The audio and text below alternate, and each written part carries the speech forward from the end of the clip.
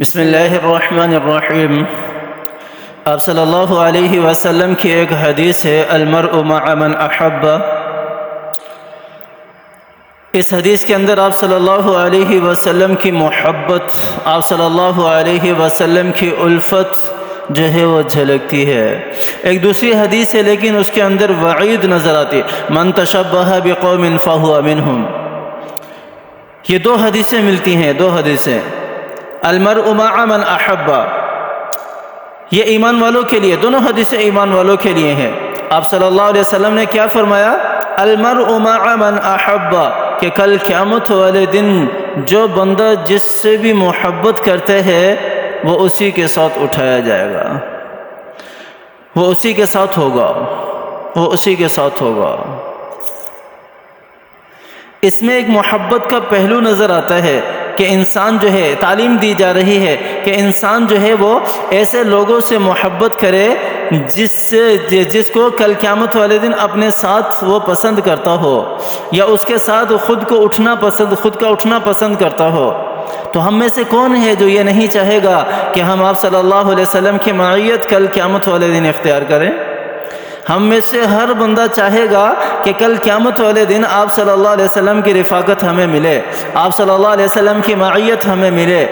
صحابہ اکرام کی رفاقت ہمیں ملے، صحابہ اکرام کی معیت ہمیں ملے، حضرت ابو بکر صدیق رضی اللہ تعالی عنہ کی رفاقت، اس کی معیت ہمیں ملے، حضرت ابو بکر صدیق رضی اللہ تعالی عنہ کے ساتھ کل ہم ہوں قیامت والے دن۔ حضرت ابو بکر صدیق رضی اللہ تعالیٰ عنہ ایسی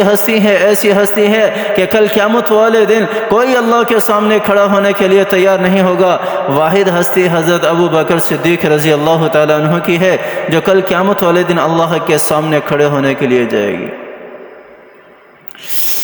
آپ صلی اللہ علیہ وسلم نے کیا فرمایا تھا حضرت ابو بکر صدیق رضی اللہ تعالیٰ عنہ کے بارے میں کہ میں نے اپنے سارے صحابہ کا حق ادا کر دیا، میں نے اپنے سارے صحابہ کا حق ادا کر دیا، ابو بکر کا حق مجھ سے ادا نہ ہو سکا، ابو بکر کا حق مجھ سے ادا نہ ہو سکا۔ حضرت ابو بکر صدیق رضی اللہ تعالی عنہ ایسی ہستی ہے۔ تو جب میں چاہتا ہوں کہ کل قیامت والے دن مجھے آپ صلی اللہ علیہ وسلم کی معیت ملے، آپ چاہتے ہیں کہ آپ کو آپ صلی اللہ علیہ وسلم کی معیت ملے، صحابہ کرام کی معیت ملے، اولیاء کرام کی معیت ملے، اللہ کے ولیوں کے ساتھ ہمارا اٹھنا ہو، اللہ کے جو نیک بندے ہیں، تقوی والے صالحین ہیں، ان کے ساتھ ہمارا اٹھنا ہو، تو پھر ان کے ساتھ محبت کرنا شروع کر دیں، پھر ایسے لوگوں کے ساتھ محبت کرنا شروع کر دیں۔ اور محبت کی پہلی شرط اور سب سے بڑی شرط یہ ہے کہ انسان جس سے محبت کرتے ہیں نا، اس کی اداؤں کو اپناتا ہے، اس کے طرز عمل کو اپناتا ہے، اختیار کرتا ہے۔ یہاں عاشق اپنے محبوب کی ہر ایک خواہش کو پورا کرنا چاہتا ہے اور اس کے ہر ایک طرز عمل کو اپناتا ہے۔ تو ہم آپ صلی اللہ علیہ وسلم کے عاشق ہیں نا، آپ صلی اللہ علیہ وسلم سے محبت کرنے والے ہیں، تو ہمیں چاہیے کہ ہم آپ صلی اللہ علیہ وسلم کے ہر فرمان کو پورا کریں،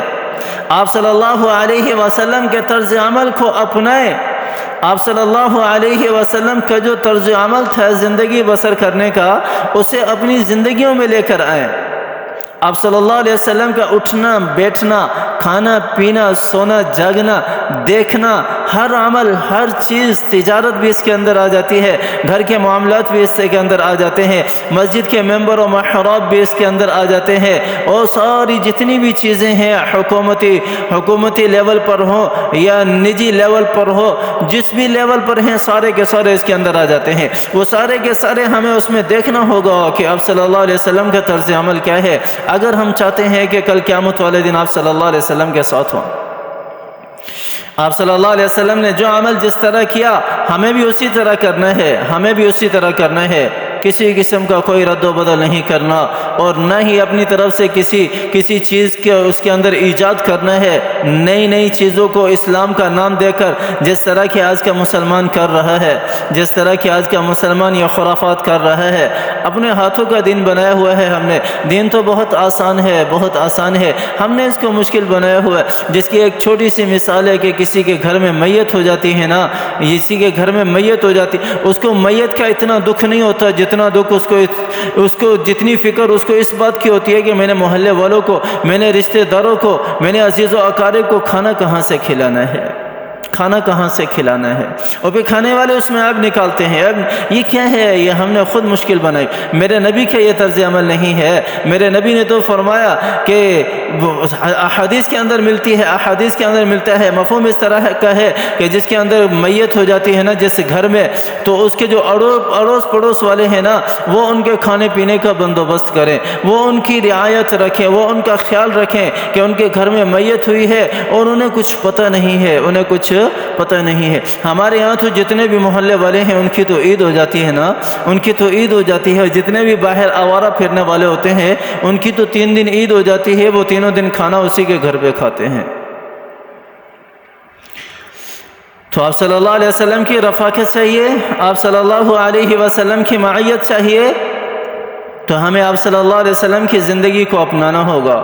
آپ صلی اللہ علیہ وسلم کے طرز عمل کو اپنانا ہوگا، آپ صلی اللہ علیہ وسلم کی سیرت کو اپنانا ہوگا۔ یہ تو پہلی حدیث تھی۔ دوسری حدیث کیا ہے؟ من تشبہ بقوم فہو منہم۔ یہاں اس حدیث کے اندر تھوڑی وعید ملتی ہے، تھوڑا سا ڈر ہے اس حدیث کے اندر، تھوڑا سا خوف ہے اس حدیث کے اندر۔ آپ صلی اللہ علیہ وسلم نے فرمایا کہ جو جس کی معیت، جو جس کی مشابہت اختیار کرے گا نا، کل قیامت والے دن اسی کے ساتھ ہوگا۔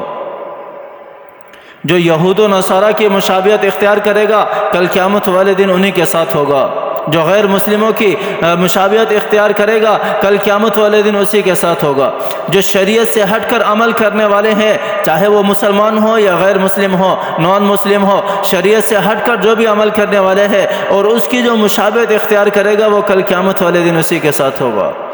یعنی جو عذاب اور جو پکڑ اللہ تعالیٰ نے ایسے بندوں کی رکھی ہے وہی عذاب وہی پکڑ ان کی بھی ہوگی۔ اللہ تعالیٰ سے ہمیشہ عافیت مانگنی چاہیے، اپنے گناہوں سے توبہ کرنی چاہیے، اپنے گناہوں سے توبہ کرنی چاہیے۔ میں بھی توبہ کرتا ہوں، آپ بھی توبہ کریں، ہر وقت استغفار زبان پر ہونا چاہیے۔ استغفر اللہ الذی لا الہ الا هو الحی القیوم واتوب الیہ، استغفر اللہ الذی لا الہ الا هو الحی القیوم واتوب الیہ، استغفر اللہ الذی لا الہ الا هو الحی القیوم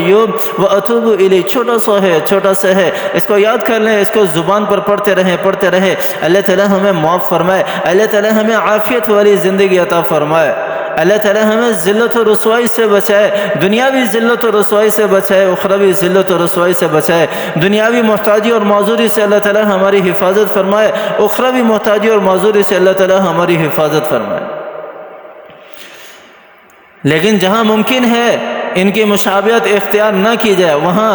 انسان کو پیچھے ہٹ جانا چاہیے، انسان کو پیچھے ہٹ جانا چاہیے، ان کی مشابہت اختیار نہیں کرنی چاہیے۔ ہولی میں ان کے ساتھ شامل نہیں ہونا چاہیے، دیوالی میں ان کے ساتھ شامل نہیں ہونا چاہیے، کرسمس ڈے میں ان کے ساتھ شامل نہیں ہونا چاہیے، اس طرح کے جتنے بھی ان کے تہوار ہیں ان کے ساتھ شامل نہیں ہونا چاہیے، ان کی مشابہت اختیار نہیں کرنی چاہیے۔ جس طرح وہ عمل کو دہراتے ہیں اس طرح ہمیں اختیار نہیں کرنی۔ ہمیں تو مشابہت کس کی اختیار کرنی چاہیے؟ آقا دو جہاں حضرت محمد مصطفیٰ صلی اللہ علیہ وسلم کی مشابہت اختیار کرنی چاہیے،